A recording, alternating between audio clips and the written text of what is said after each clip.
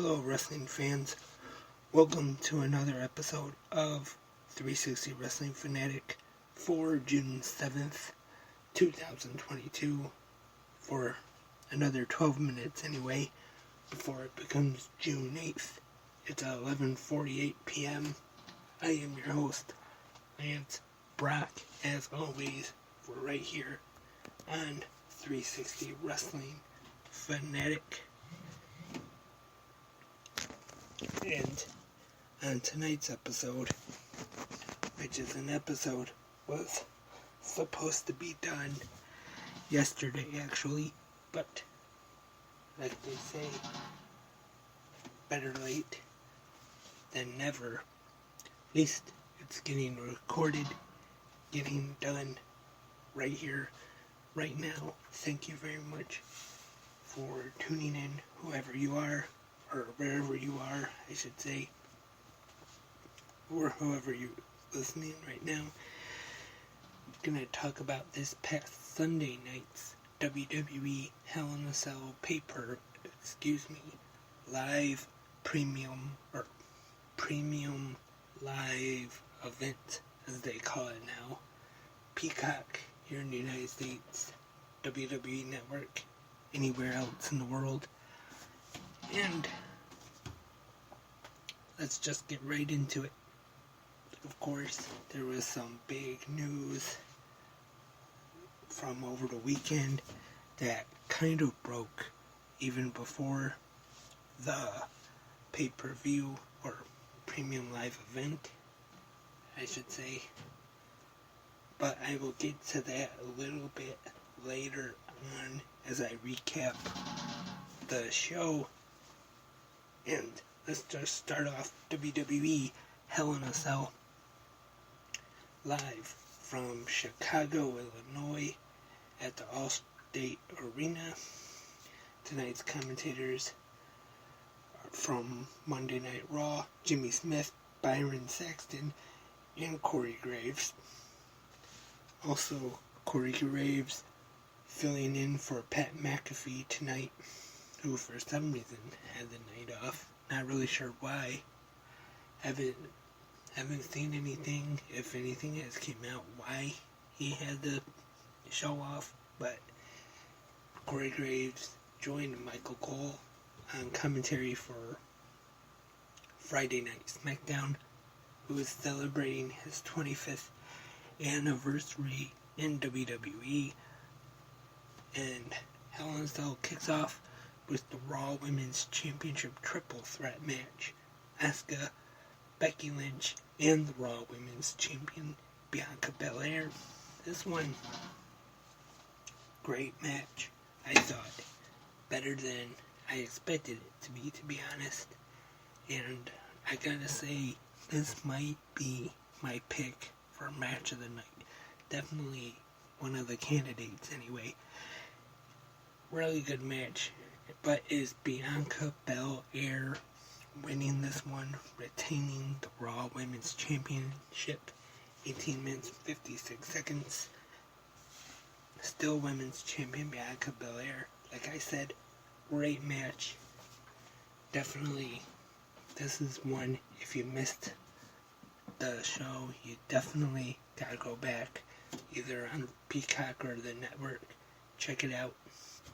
If you missed it, definitely worth watching.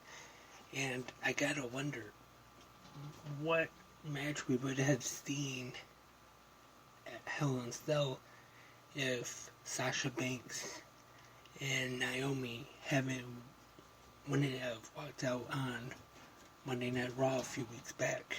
Because, of course, there were rumors about Naomi being the number one contender for Raw Championship, and then Sasha Banks becoming number one contender for the SmackDown Women's Championship. But who knows?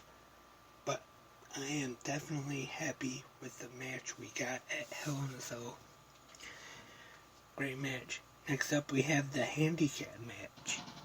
Bobby Lashley taking on MVP and Omos.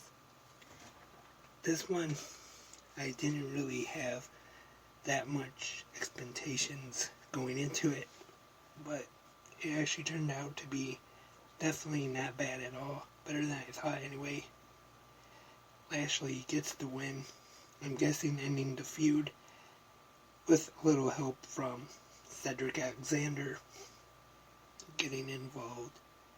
8 minutes, 23 seconds. Again, not a bad match at all. And next up, we have one that's been building for a little bit now. Kevin Owens taking on the younger brother of Elias, Ezekiel. And definitely not a bad match. Owens taunting Ezekiel during this match. Your Elias, admit it. Owens hits 3 stunners, gets the win, 9 minutes, 21 seconds. Definitely not a bad match here. And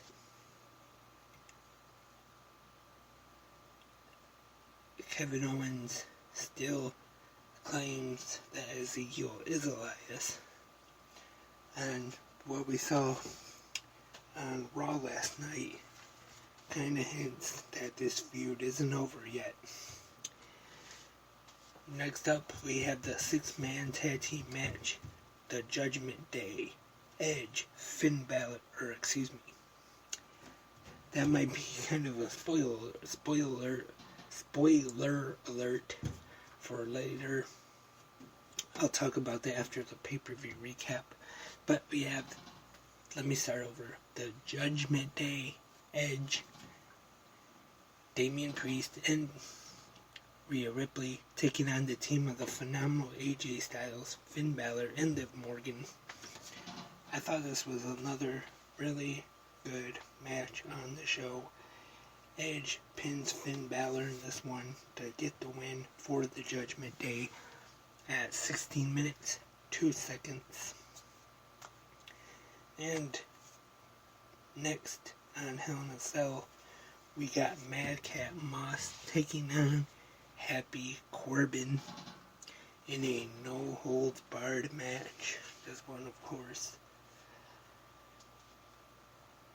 Which we saw those two together for a bit, and then Corbin turning on him, putting his neck in between the chair, and then smashing it with the Andre the Giant Memorial Trophy, and then smashing the trophy, and then Madcap Moss gets the win in this one, using the steps on the chair on Corbin's neck, just like Corbin did to him.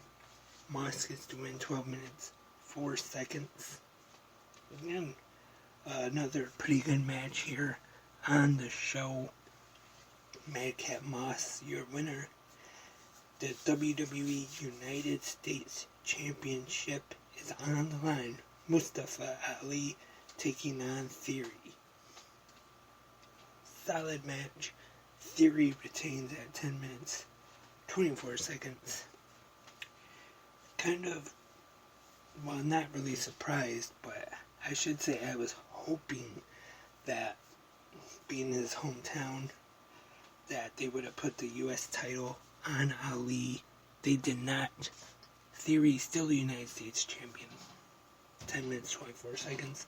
But still, pretty good match we saw here. And now it is time for the main event of the evening. Cody Rhodes taking on Seth Rollins.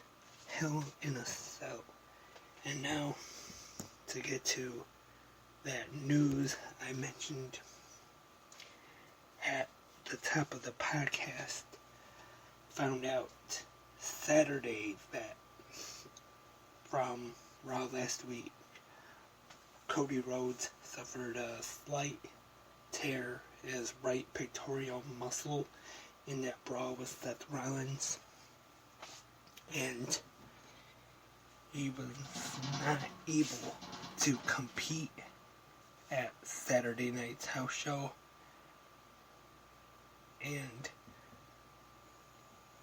but he would compete at Hell in a Cell in the main event against Seth Rollins. And when he took the robe off, we see that nasty looking injury, just I don't even know if you can call it a bruise or not. It's just so bad looking. But Cody Rhodes goes through the match, defeats Seth Rollins, 24 minutes. Really good match between these two. And with the injury, Cody Rhodes gained the win. Another candidate for match of the night, in my opinion. It's a tie between the Hell in a Cell match and the Raw Women's Triple Threat, as I mentioned earlier. So that was Hell in a Cell.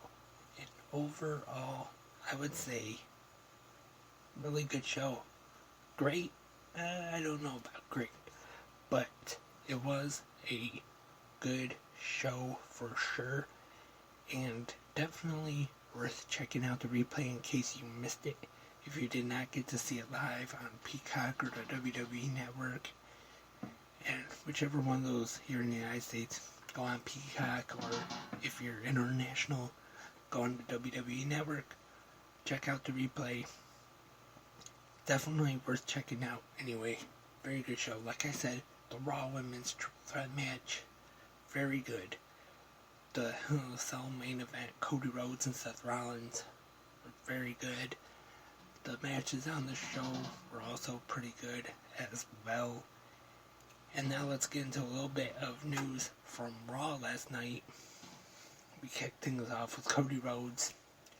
Gonna have surgery tomorrow, I believe, or it's about to turn midnight, so Wednesday, today, whichever you want to call it, having surgery. And what I've seen so far is that he could be out for half a year, and which, if it is 6 months, could work out pretty good, which he hopefully could be ready to be cleared to come back around the Royal Rumble. Maybe could put him in one of those mystery spots, not announce him, just have him show up, surprise in the Rumble, win it, and then go on and get a title shot at WrestleMania, especially if Seth Rollins happens to be one of the champions at the time. Even better. Have them main event WrestleMania for one of the championships, or the championship, I should say, now that undisputed Universal Champion Roman Reigns, I should say. But, or maybe he won't win the Rumble. Maybe he could show up in the Rumble, eliminate Rollins, and then that sets up for a WrestleMania match. Who knows? But that's quite a ways away from then. Also, some news coming from Raw last night. The Judgment Day, we are told, has a new member, a fourth member in the Judgment Day, and it is Finn Balor. But then Finn Balor, Damian Priest, and Rhea Ripley all turn on Edge. Vicious beatdown. They go, Damian Priest hits the Razor's Edge through the announce table, and then go in the ring, do a concerto. And looks like Edge is going to be out for a while, or at least he should be, to sell the injuries. But it looks like when he does come back, he's going to be a babyface. Maybe he'll get a partner to have a tag team match against Damian Priest and Finn Balor, or just a one-on-one match against Damian Priest, since he did the Razor's Edge and the concerto. So maybe we'll have a one-on-one match with them at SummerSlam. If Edge is back by then, that should be enough. Maybe a week or two before SummerSlam. The end of July maybe might be enough time off to sell the injuries. And another thing I haven't had a chance to talk about here on the podcast that had the pro wrestling world buzzing last week, AEW Dynamite, MJF the promo heard around the world that had everybody in pro wrestling talking. Was it a shoot? Was it a work? Who knows? But it was great. That's one thing you can say about it. It was great. But the only worry that I have about this is that your MJF is such a great heel. One of, if not the best, heels in pro wrestling right now, in my opinion. And the trouble with that is, you kind of risk baby facing him if they haven't already. He got some cheers in there, and it's just a matter of time. This keeps going. That I think is going to turn him into one of the top baby faces in wrestling. Can that happen? Yes, I think MJF would work as a baby face. But I think it might be a little too soon because he's such a great heel right now that I kind of just want to see him stay heel for longer, but who knows. Again, I'm not saying that I think you can get a great babyface run from MJF. I have heard people say that this promo was better than CM Punk's pipe bomb back around the Money in the Bank, the whole contract situation there. But definitely great. And I hope that AEW keeps this storyline going good. I hope it doesn't get ruined. But fingers crossed. We'll just have to see what happens. And another big announcement. June 29th, here in Detroit, Michigan, the episode of Dynamite that I will be attending, Blood and Guts, has been announced with the Jericho Appreciation Society. And so far, we only know for sure that on the opposite team, Eddie Kingston and Jon Moxley. And speaking of AEW, somebody I will probably not be seeing at Dynamite June 29th, CM Punk. Still the world champion, but injured, gonna be out for a while. I haven't heard an exact timetable of how long he's going to be gone, but staying AEW World Champion. But there will be I guess you could call it a tournament, maybe not, but tomorrow night, or tonight, I should say, whichever, on Dynamite this week, we will see a kick-off with a Battle Royal. The winner of this Battle Royal will go on later on in the episode of Dynamite to face Jon Moxley. The winner of that match will then go to Forbidden Door June 26th and face somebody for the interim AEW World Championship. And then they said, I'm guessing when Punk comes back, they'll have a match to determine one champion between the two. Maybe it'll be Hiroshi Tanahashi, since last week on Dynamite they did the tease with Punk and Tanahashi having the match for the AEW World title at Forbidden Door. But Tanahashi versus anybody, hopefully it will be a great match, because Tanahashi is such a great worker. And I'm really hoping, though, since the New Japan Superstars will be in Chicago for Forbidden Door the 26th, maybe some of them will stay here in the United States for the Detroit show as well, just the 29th, a few days later. Let's hope. And that's it for this episode of 360 Wrestling Fanatic. Now, early Wednesday morning, June 8th. Thank you for everybody who tuned into this episode. Thank you very much. Remember, if you have any questions, comments, suggestions, or anything at all, 360 Wrestling Podcast at gmail.com. I know it's late. I should have done it sooner. Sorry about that. And hope to be back soon. Twitter, Facebook, Instagram, all that good stuff. Sorry for being all over the place. On YouTube, this podcast, leave a comment, or if where you listen to podcasts has a comment section, feel free to leave comments. And we're available, like I said, you can listen to this on YouTube, Spreaker, the number one site you should listen to it on, but also Spotify, Anchor as well, Apple Podcasts, Google Podcasts, iHeartRadio, Castbox, and just about anywhere you can find podcasts, you can find the 360 Wrestling Podcast.